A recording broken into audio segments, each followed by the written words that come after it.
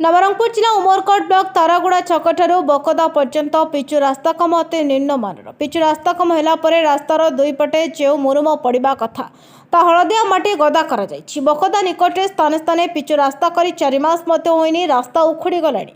रास्ता काम चलिथिबा बेले कोनसे जंत्री किंबा काहारी देखा मिलुनी बोली स्थानीय बासिंदा मत प्रकाश करिसेंति।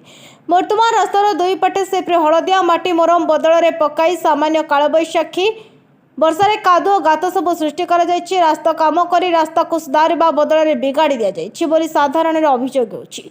छेप पकई काम करा जायछि बोली साधारण अभियोग होछि।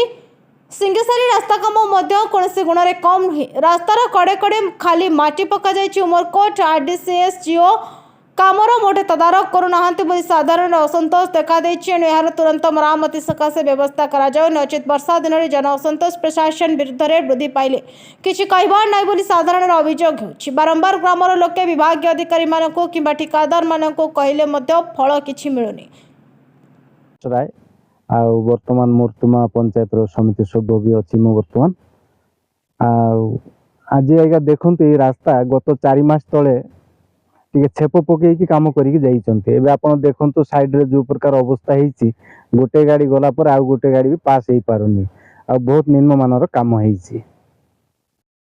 मुरुम पकाइबार आज्ञा एटा तो मुरुम पकाइबार थिला किंतु से धड़ा माटी कोठु आनी पकई देइछि माने जहा कहले पूरा छेप पकईकी जाइछंती।